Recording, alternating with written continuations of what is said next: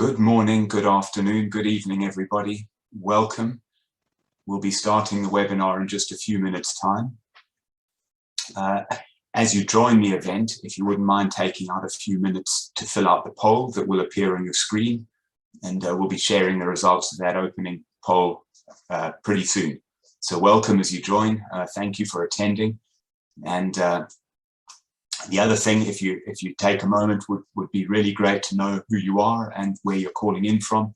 And if you wouldn't mind introducing yourself in the chat box at the bottom of your screen, tell us your name and where you're dialing in from. We'd really like to know that. So our first poll is up on the screen in front of you, and it would be really great if you'd fill that in. So the first question there: what level of familiarity do you have with O&M WASH infrastructure? And those of you who've attended these webinars before, the previous ones in the series, will know that we've been running the same question, and we're able to compare results. So the options are: this is a major part of my work and I'm very familiar with it. I work on O&M quite often and I'm familiar with it. I occasionally work on O&M and I understand the issues. I don't work on O&M at the moment, but I am interested in it. So please take a second just to fill in your name and where you're calling in from in the chat box, and fill in that poll on the screen in front of you. We'll be getting started in just a minute or two. We have as our second question there in the poll, which goes into a little more detail. In your opinion, what is the most important emerging issue in O&M of WASH infrastructure? And we've got a selection there which includes inability to afford O&M, climate change, poor water quality or lack of water, conflict or disagreement between stakeholders, lack of capacity in communities, government or the private sector, too few opportunities for the private sector to get involved, lack of political will to prioritize WASH, or it is a complex problem and not enough people realize this. So please take a guess at that question. We'd be really interested to hear what you think. And as I say, as you join, please introduce yourself in the chat box. We'd be really interested to know who you are and where you're calling in from. So as you join, welcome everybody. This is the 8th and final webinar of ProWASH's Operation and Maintenance of WASH Infrastructure series. And today it's a little bit of a different format. We're going to be having a special panel discussion with speakers from the previous webinars, and we want to discuss some of the important issues and topics that have come up so far in this series. So as I say, as you join, please fill in that poll. If you wouldn't mind, introduce yourself in the chat box, and we'll give the poll a couple more minutes to go before we close that. And I'd also like to say a special welcome to those French speakers who are tuning in today. We'd like everybody to be aware that we'll be providing French interpretation of this event. If you'd like to follow the event in French, you'll need to click on the small globe at the bottom of your Zoom screen where it says interpretation, and select French. Select the French channel. Once you've selected French, you can choose to mute the original audio, or you can hear it in the background at a lower volume. So I think if you please take a second to fill in those polls, and we'll be closing those in a second or two. I think we're probably done with those. So Suzanne, if you wouldn't mind, let's have those poll results up. Please also introduce yourself in the chat box as you join, and we'd really like to know who you are, where you're calling in from today. And so it looks to me like we've got a mix of folks. In the first poll, what level of familiarity do you have with O&M of WASH infrastructure?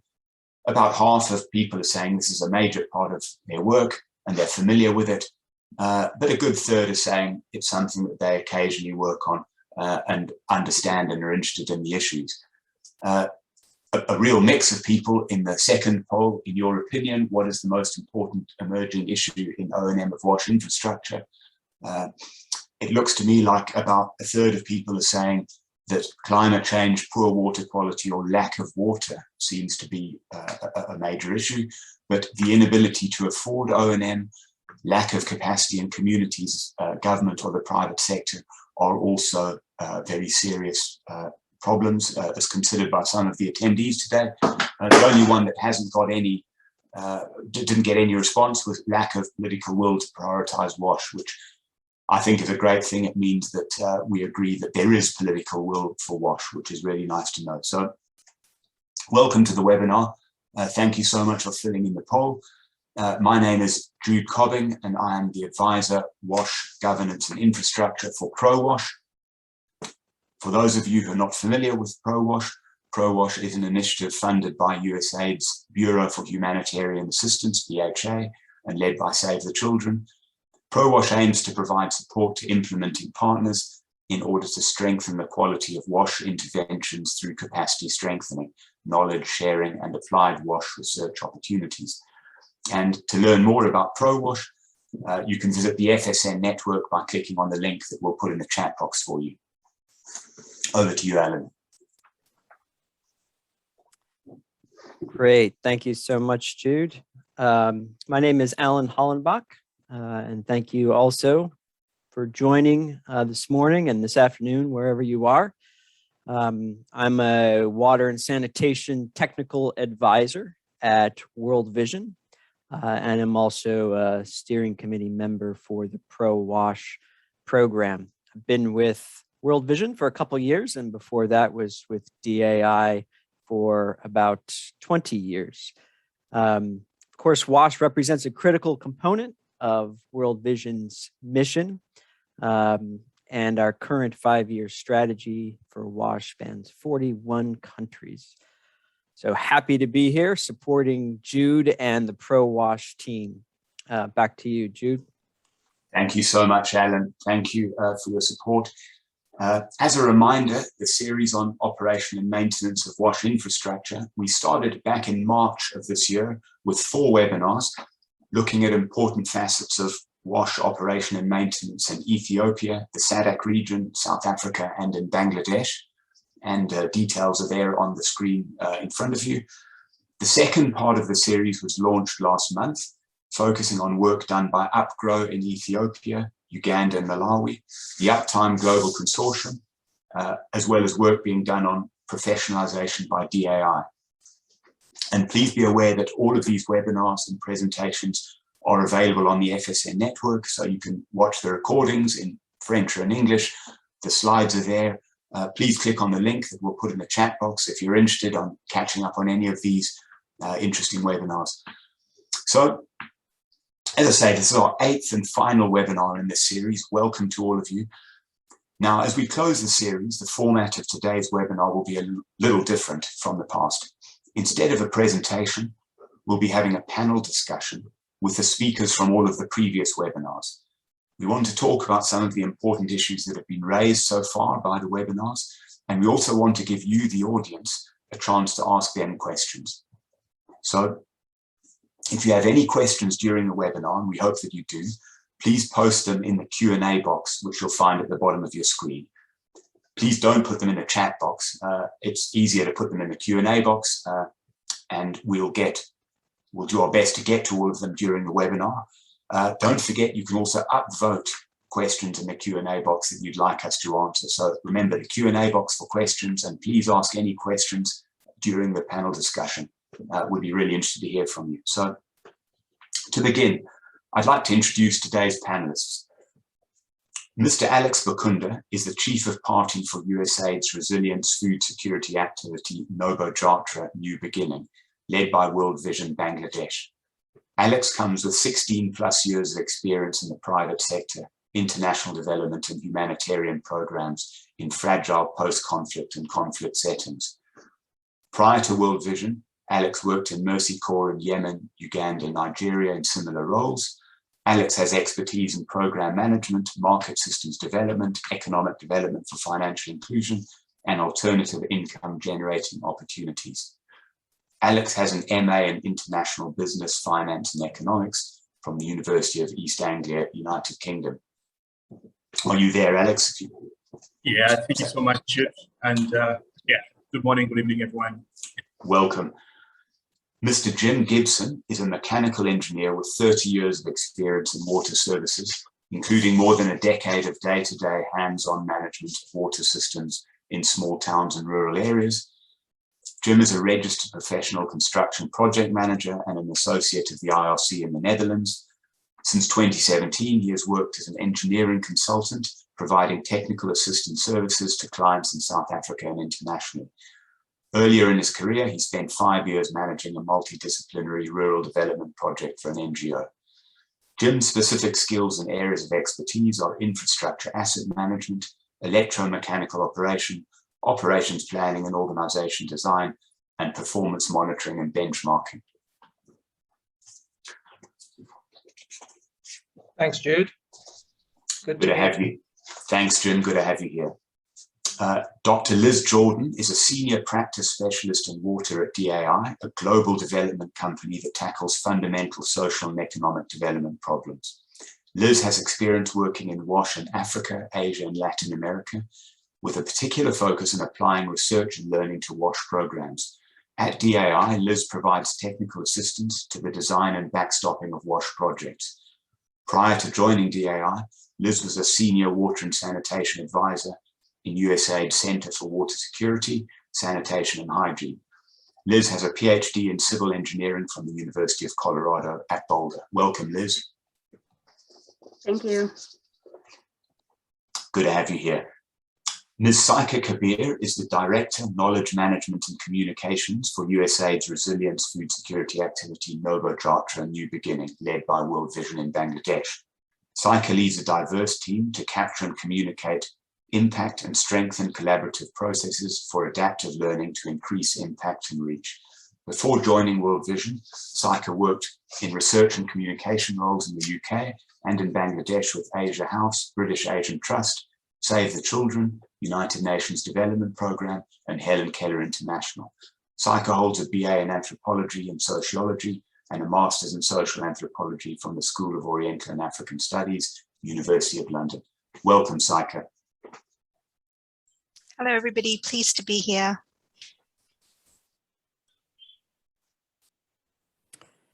Great, and I'll just continue with our last few introductions. I'll first introduce Professor Alan MacDonald, is a hydrogeologist and senior scientist at the British Geological Survey, leading international groundwater research with projects in 20 countries.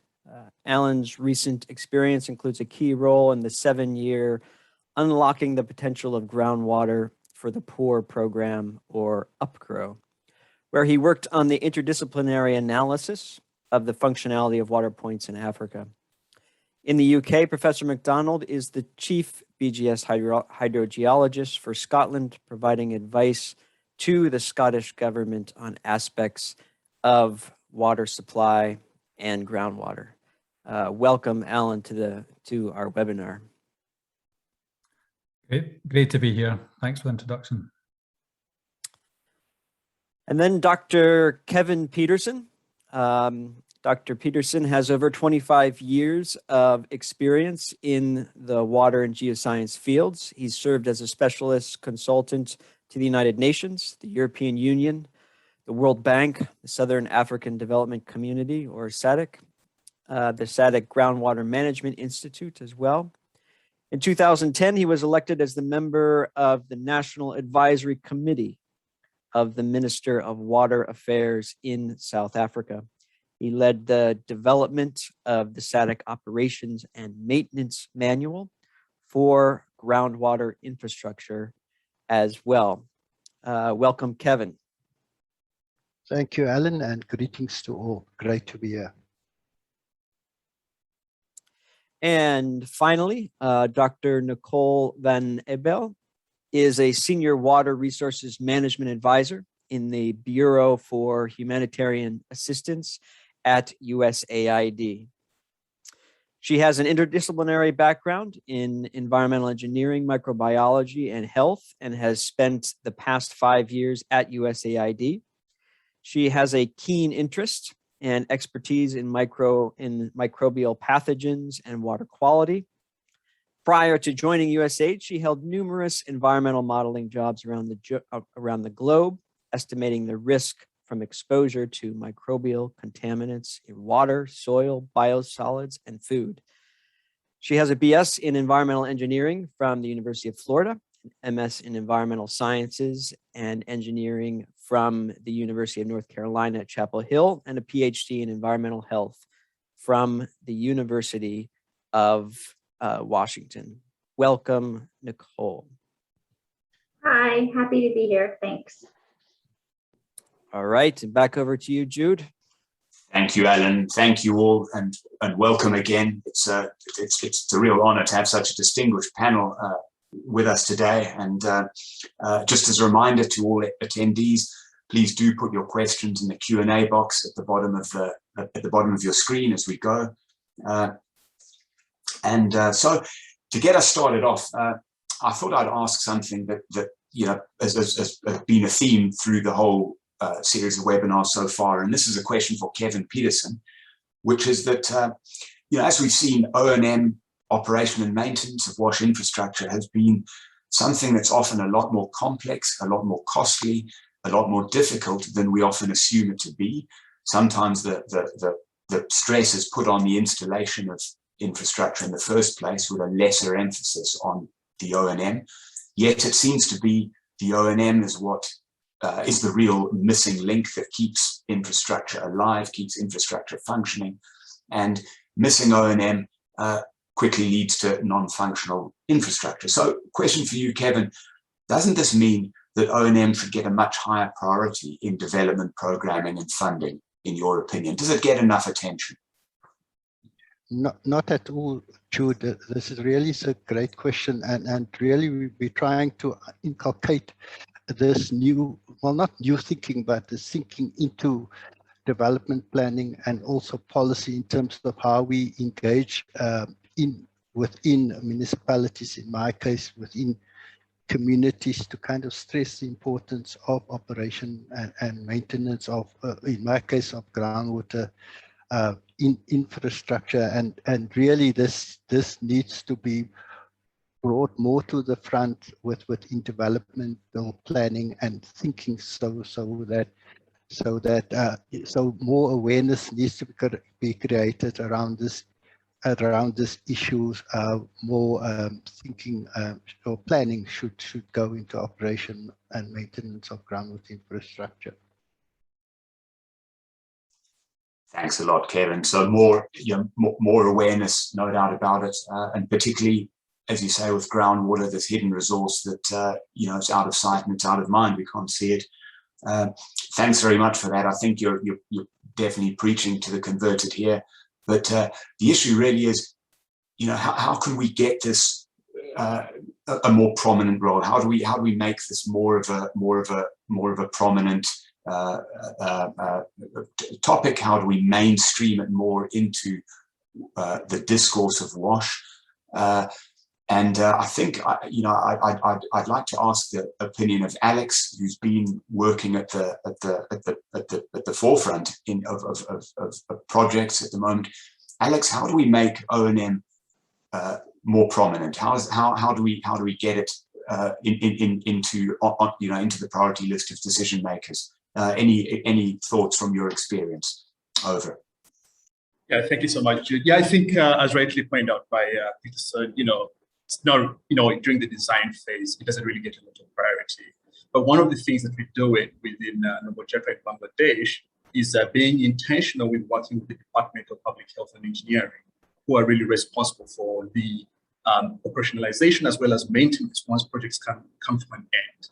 And we're looking at how do we actually change those models where, for example, they can engage the private sector. So, for example, from a procurement perspective, how do they actually think of public-private partnerships? And so an example is right now with the investments that we have made in these reverse osmosis plants. One of the things that we know is that operation and maintenance is going to be a very critical factor. But come the end of the project, we have now ensured that actually the respective DPHEs actually at the community level have taken on that responsibility, making sure that they continue monitoring, at the same time also providing technical support to the plant caretakers. So that's one way of actually doing it. But also another way is that during the implementation phase, really emphasizing on aspects of capacity building, especially around management, being proactive in ensuring that there is a planned process for making sure that revenues, once they're collected, they're actually properly banked. And so facilitating those linkages where the Plaque Management Committee has actually opened a bank account and they're having those meetings on a monthly basis where intentionally they actually discuss around how much revenue is being collected and how much revenue is being taken back. So that's some of the ways that we're actually approaching that issue. Thank you. Thank you, Alex. Great. Thanks so much, Alex, as well. And your response, got me starting to think a little bit more about systems as well and the integration of operation and management protocols and regimes into the broader system that we're trying to strengthen within WASH. And maybe in that regard, just a question to you, Liz, based on your reflecting back a little bit more on your presentation, how do you see or what would be a couple of practical steps that implementing partners can start to take as they are thinking more intentionally about the operations and maintenance aspects and strengthening the systems around the operation and maintenance of rural WASH services? Over to you, Liz. Yeah, thanks for that. It is really a systems problem, and too often I think O&M becomes an afterthought for some donor-funded projects, that it's something you do in the last couple years after completing the infrastructure. And so I think one of the first practical steps is to start by really mapping that system and who's responsible for what. And then I think a lot of it's about structuring incentives upfront for maintenance. And that's going to have to be at multiple levels. There's examples of contracts with the private sector where payments are based on performance of uptime or, repairs within a certain number of days. And then creating structures going up from that community and maintenance provider level to get district governments and national regulators interested in this issue and looking at key performance metrics around things like uptime right from the start, and really setting up the system so that payments and money flow in reward for good performance. I think, but that takes a long time. And I think sometimes we're stuck in these 5-year programs where we don't spend enough time setting that up. It's certainly not something you can start in year 4 of a 5-year program. So I think that's the key thing, is that the construction should really fit in to that larger systems change and not be the first focus. Great. Thank you so much, Liz. So we have an interesting question that's just dropped into the Q&A box, which I think I'll read it out, and I'd like to put it to Nicole Van Abel of USAID. The question is, we know that O&M relies on strengthening and making aware a large range of stakeholders, communities, private sectors, institutions, decision makers, etc. It seems that institutions have a key role in terms of monitoring, performance evaluation, water point functionality, follow-up, etc., but have few means, assets to conduct those missions.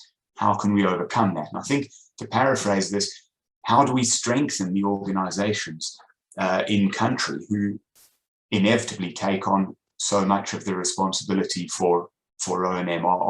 Is that, Nicole Van Abel, is that an issue that you have worked with? Is it something that you feel is important? And are there things we could be doing to boost the organizations and institutions in country who do these things? Over to you. Thanks. Yeah, no, that's a great question. In our multi-year programs, that's something that we put a lot of emphasis on, is the making of linkages. If anybody has read the Fanta report on sustainability that came from Legacy Food for Peace, you know that there's 4 factors to ensuring sustainability, and one of them is linkages. And as Liz was saying, in the past, we've seen a lot of times where they're trying to make linkages in year 4 and 5, and it's just not going to work, and it's not going to be sustainable. So we've been trying to put the emphasis on developing those relationships to all the different groups, the government, private sector, et cetera, from the very beginning.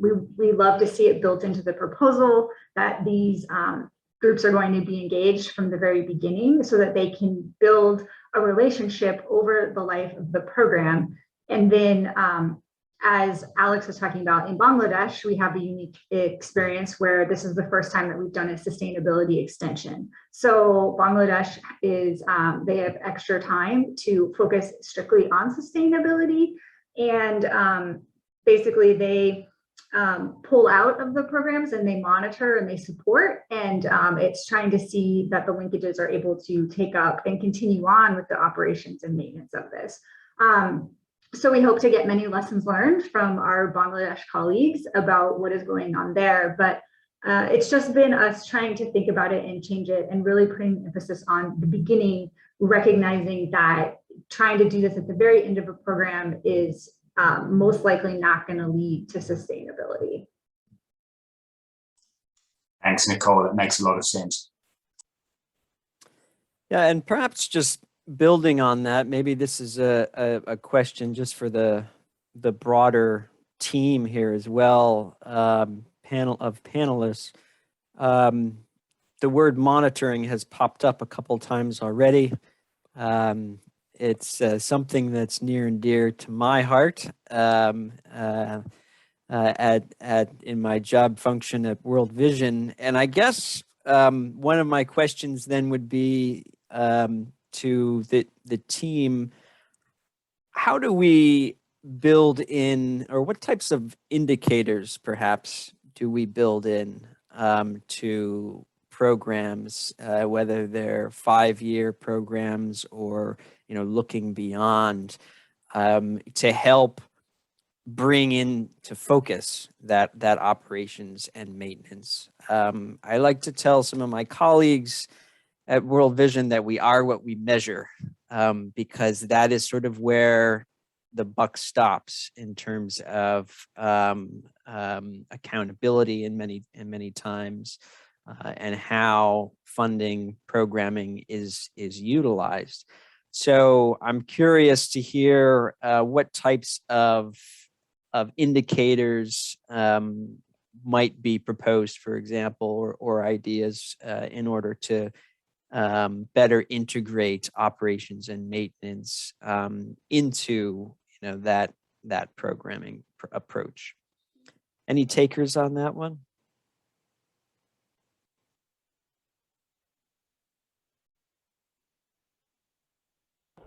If I could jump in, it's Alan MacDonald here, about monitoring, and just reiterating what you've said, that what you monitor is so important, because the work that we did, we monitored the same sources, and looking at them one way, we got functionality rate of 85%, and looking at them at a different way, we got a functionality rate of 22%. So what you monitor is so important. So I would say it's not just about, is there water coming out the tap or borehole, but trying to assess it against a standard. Is that what the borehole or pump is meant to be supplying? I think also, and I think the uptime are very good at presenting this, it's also reliability. Is it actually working for 365 days a year or not? So that measure of reliability and the amount of water. We've not really in this series talked, well, we have talked maybe a little bit about water quality, but I think there are issues we'll need to get better at in terms of water quality, and that brings its own issues, particularly if we're looking at that in a time variant way rather than just a one-off measurement. So that's my starter, just starting from the source itself.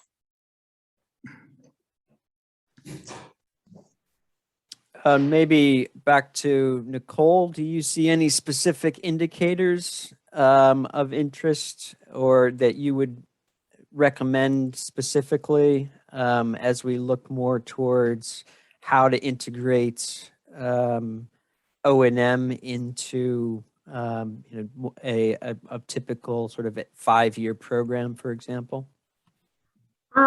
Mostly we see the regular indicators of counting committees and how many people are on them, how many there are and stuff like that. I think that's a good measure of where we are at in any given program. What I was going to say was something that's been interesting for BHA is doing impact evaluations after the fact to try and see what has been sustained and what has lasted beyond the end of the year of the program.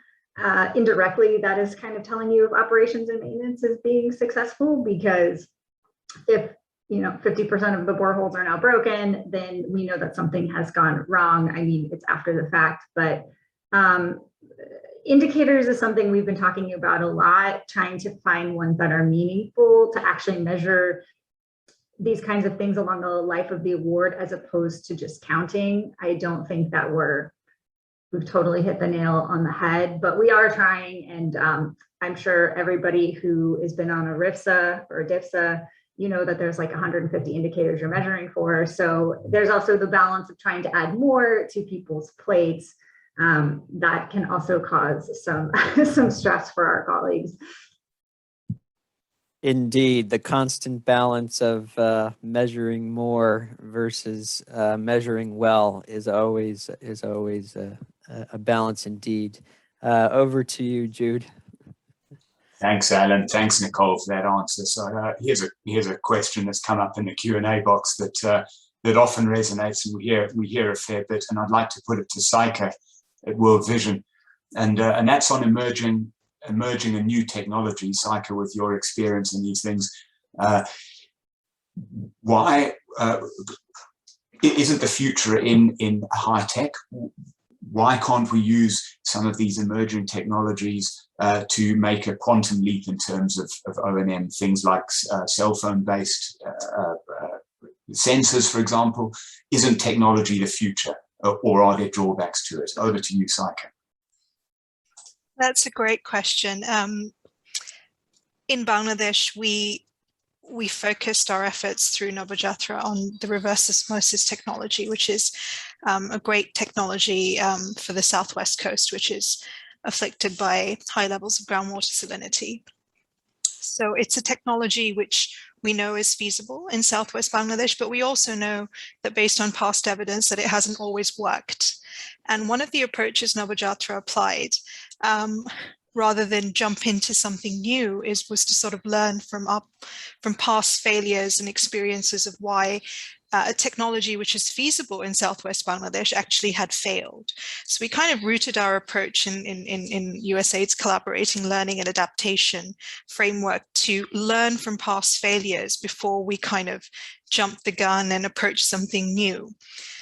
And this goes back to our conversation around operation and maintenance issues.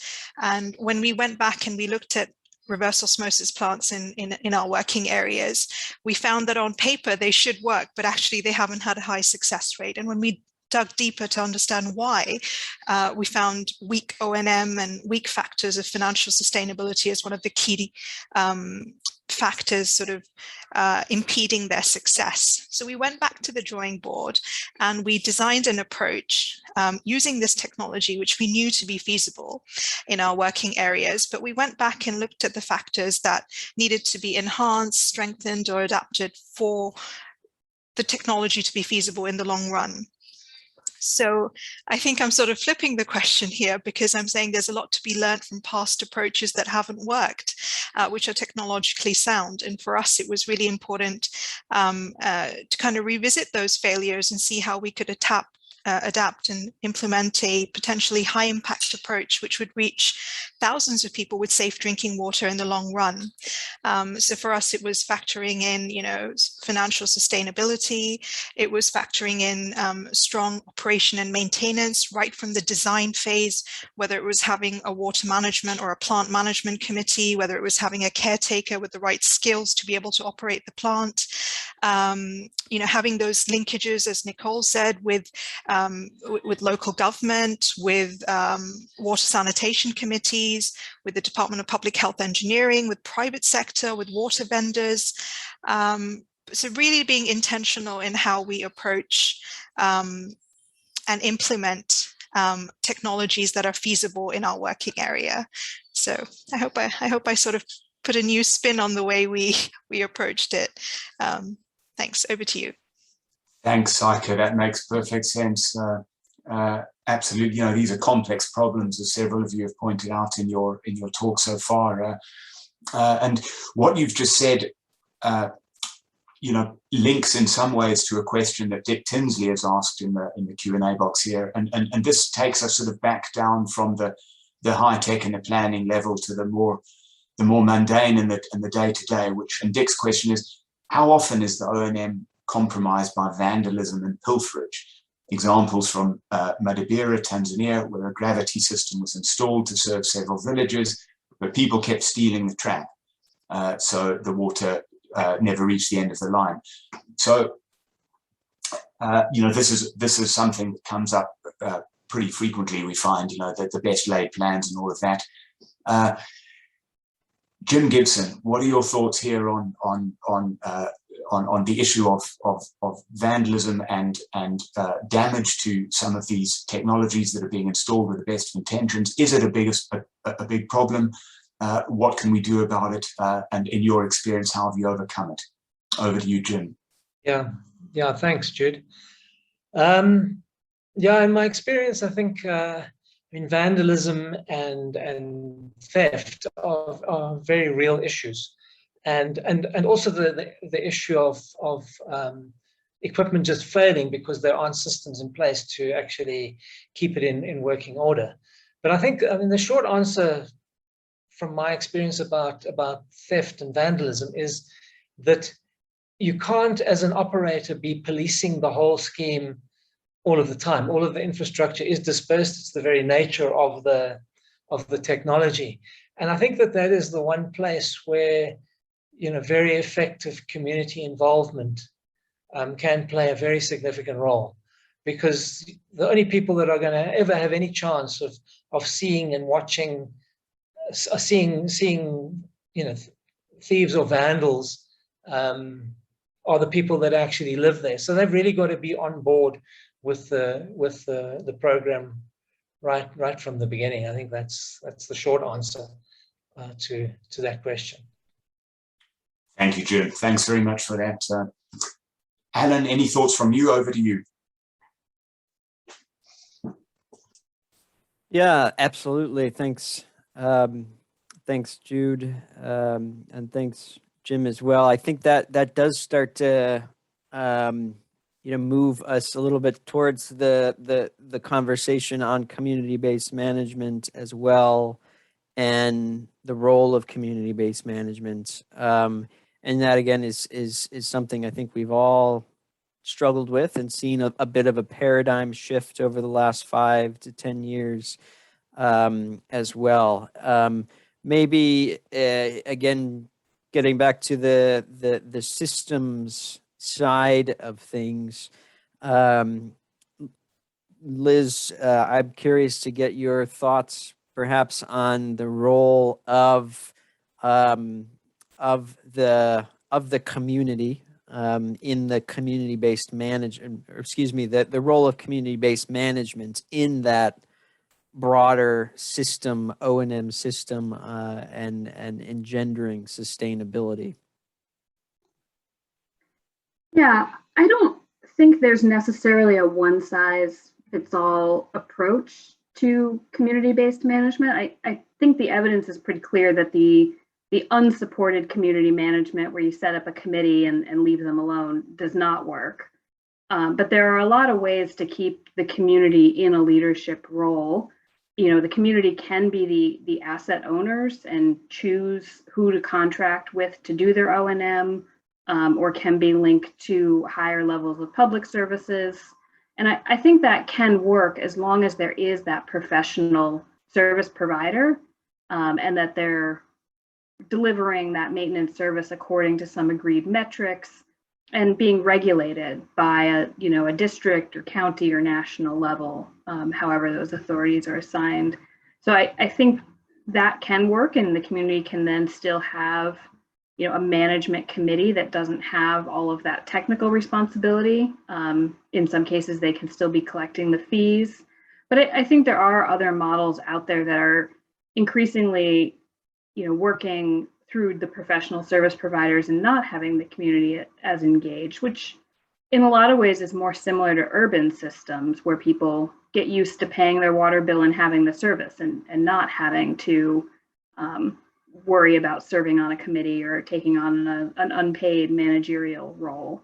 And I think that's working in some countries as well, but you need more of a utility model, whether that's public or private, and that hasn't quite gone to scale, and particularly in the more remote rural areas is a challenge. So, but I think no matter what, community engagement is important. As we were just talking about, that those are going to be the people who can see dispersed infrastructure and who will have a sense of ownership and importance for protecting that. So even if you aren't having a community management structure, that doesn't mean you can ignore community engagement and work. Great, thanks for that, Liz. Maybe just a follow-up for Alan. Can I just add something there? Yep, go ahead, please. Yeah, I mean, I support that point emphatically, that some sort of mixture of local work being undertaken by local people, whatever that might mean in terms of the technology that is employed, and at the same time having systems in place that provide the inevitable need for technical support, whether it be technical support on infrastructure or whether it be technical support on managing finances. I mean, I think the evidence is out there now that this is absolutely essential. The community-based management model has definitely got a big role to play in those tasks that are geographically located and that are within the scope of the capability of those people. But the support, without support, I don't think there are success stories, of course, but I think that they are few and far between, and they usually have a backstory to them of how that has actually been managed and evolved to be sustainable. Actually, that's a great point, Jim. And I think if I recall back to your presentation as well, you talked a little bit about the nature of or the implications of geography, which as a GIS person myself, I absolutely loved to hear a little bit about. Maybe if you could just add one or two additional thoughts on the geography of water for all, particularly when we talk about the SDGs and universal coverage, and what that means on a very practical level. Over to you. Yeah, I mean, I think the management of logistics, when you're talking about vast rural areas, long distances, poor access, bad roads, you might see somebody working in the office and assume that they're working as a water engineer, but they probably are spending a big proportion of their time in managing a fleet, because support has to be provided at a distance.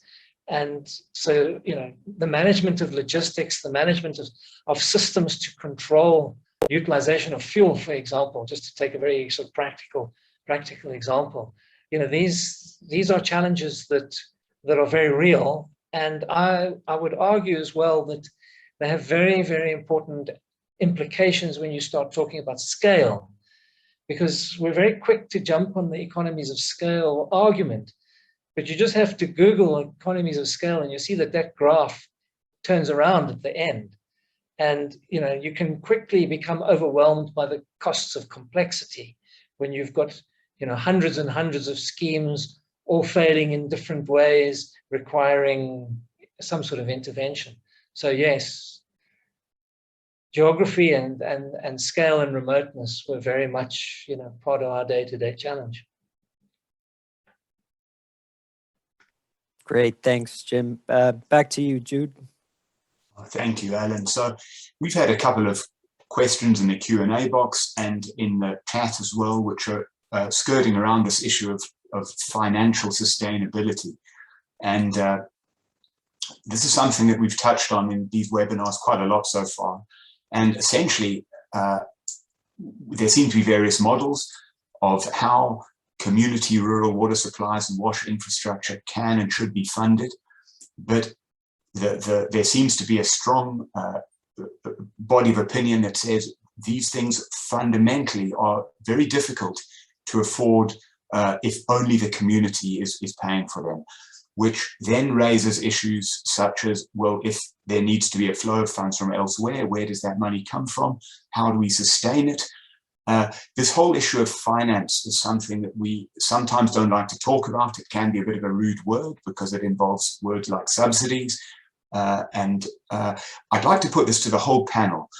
In your opinion, is this something we concentrate on enough? What aspects of finance are we missing here? Should we be moving more to an acceptance that in many areas subsidies are going to be important going forward? And that's to the whole panel. Anybody who'd like to take that one?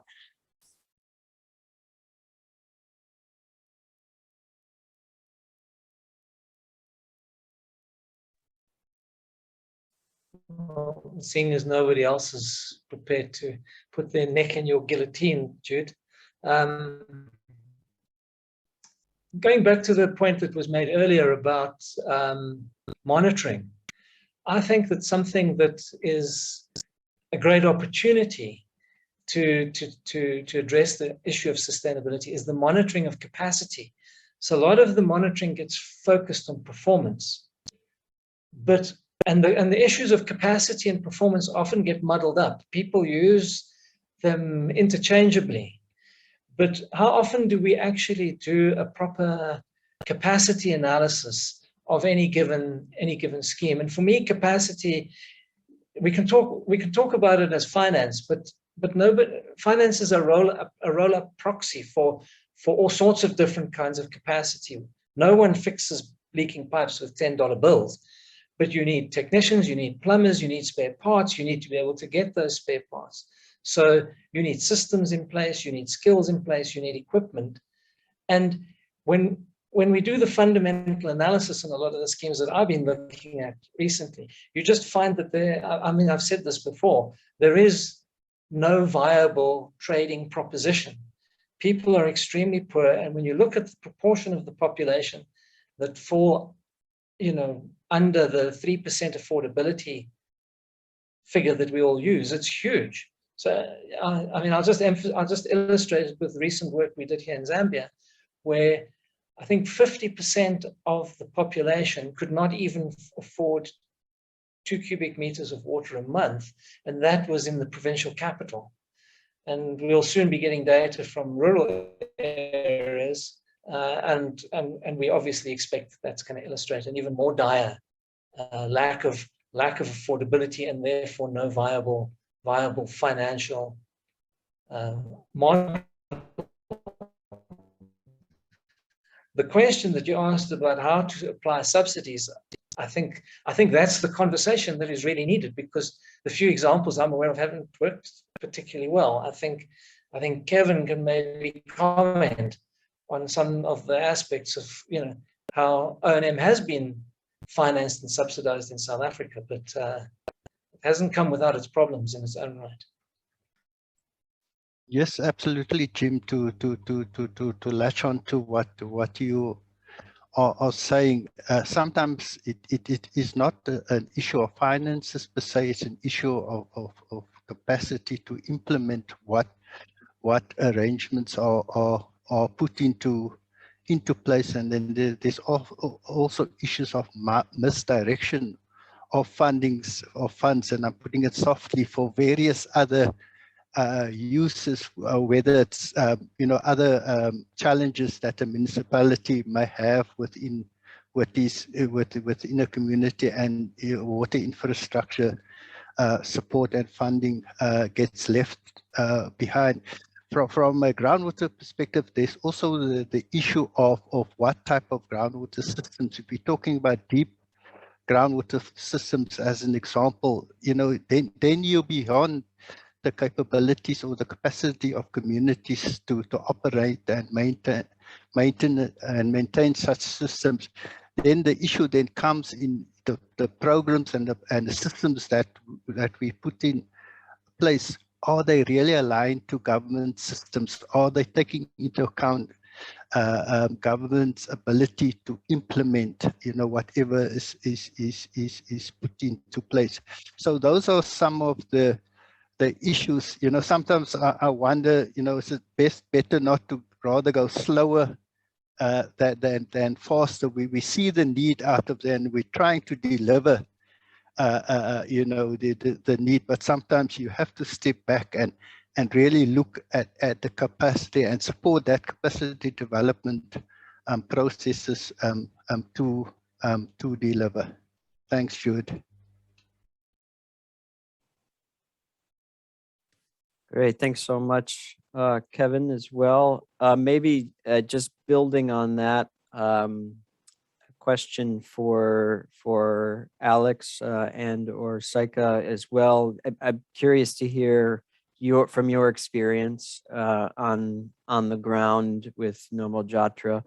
I know that you have had some experience as well with reverse osmosis plants and water ATMs, etc. What have you learned on the role of willingness to pay, ability to pay, and perhaps the role of subsidies where you're working?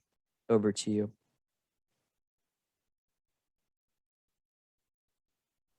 Saika, do you want to take us top and then come in? Okay, sure. So the reverse osmosis plants that have been installed under the Nomo Jatra project, they're fee-based models essentially, and that's something we factored into the design stage because we knew that we needed a rolling source of funds to be able to operate and manage these plants.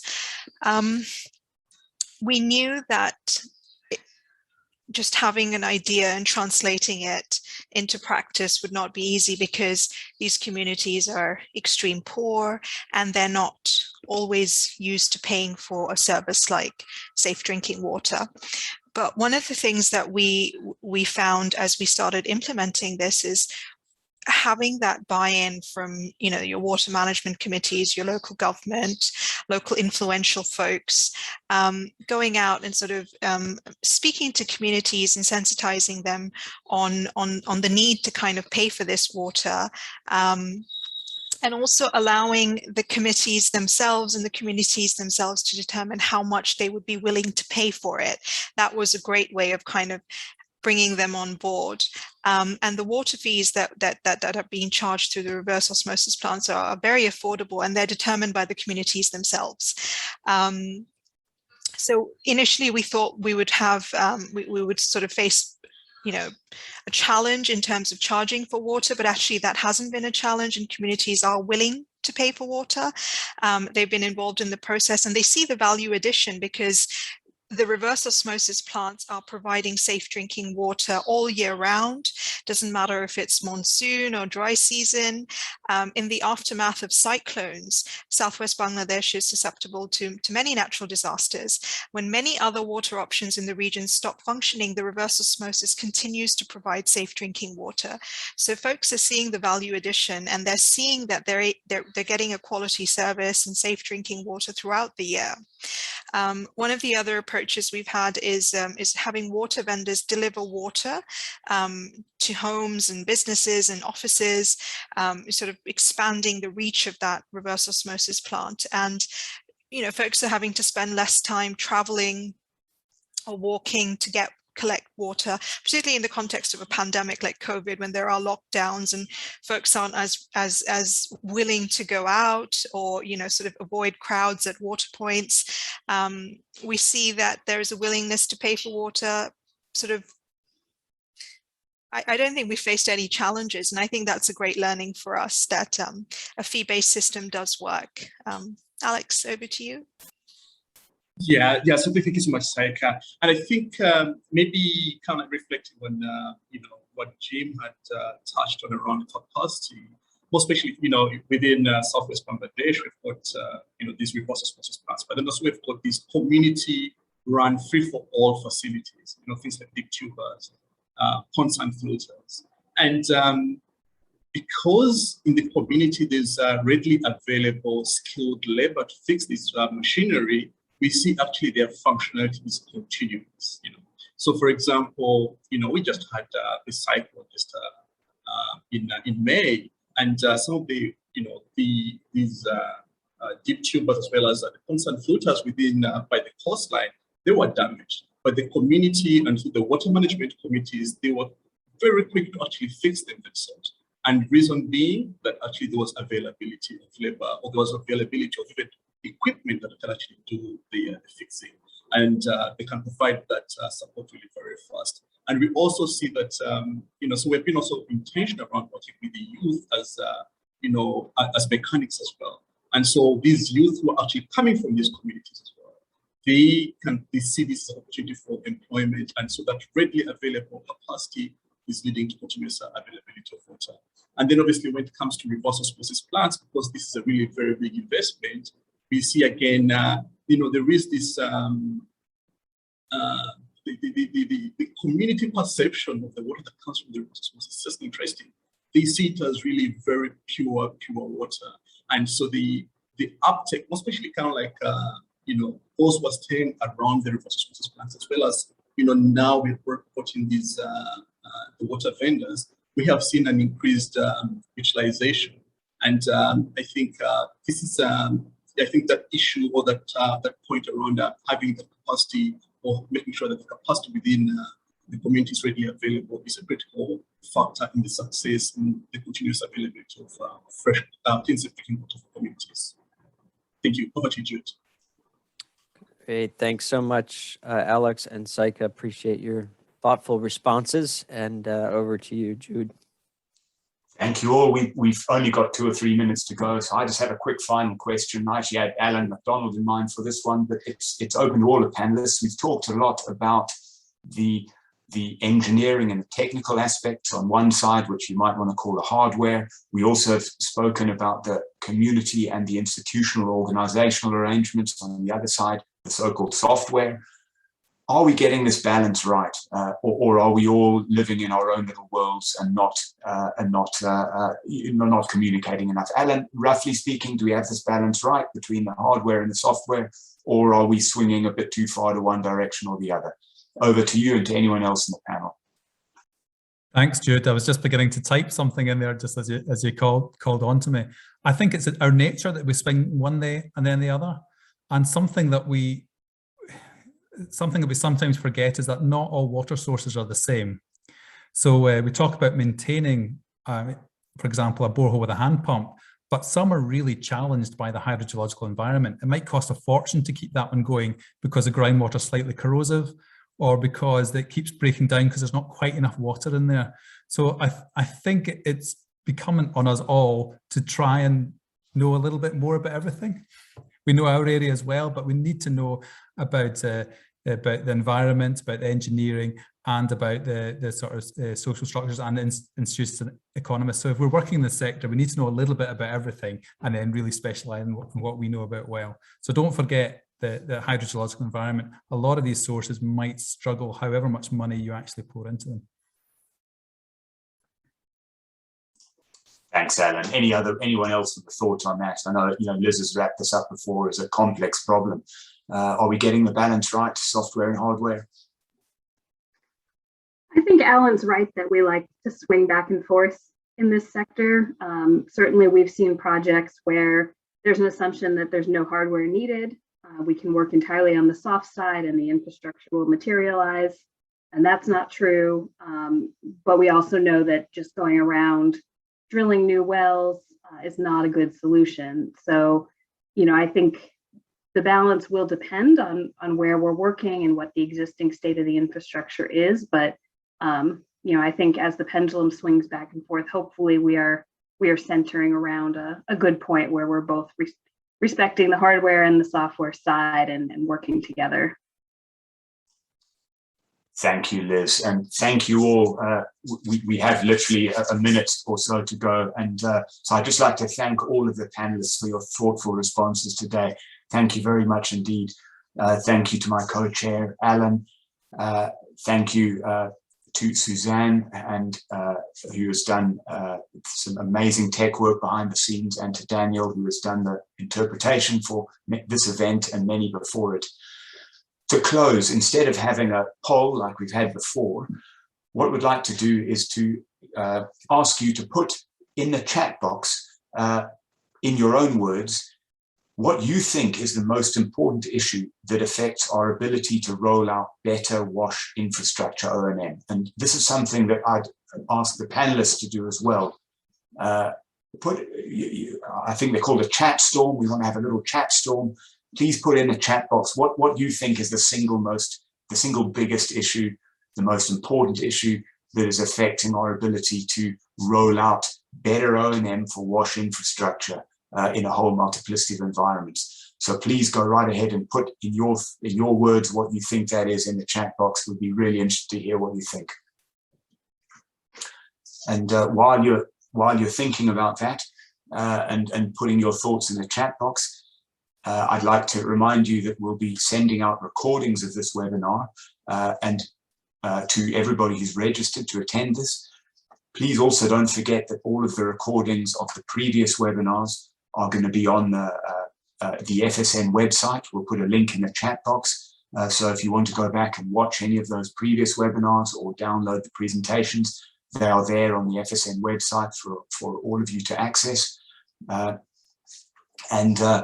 Once again, thank you to everybody. This has been the final event in our O&M webinar series. And I know some of the attendees, I recognize names, have been to many, if not all of these. So I really appreciate your support in this, and I hope you found it as interesting as we have. Further events that ProWash organizers will be putting on the FSN website, so please keep an eye on that. And we hope to see you all again at future events soon. And if you haven't done so already, please put your thoughts in the chat box on what you think is the most important issue affecting our ability to roll out better WASH infrastructure O&M. And with that, I think we're due to close today, unless anybody has any final comments that they'd like to make.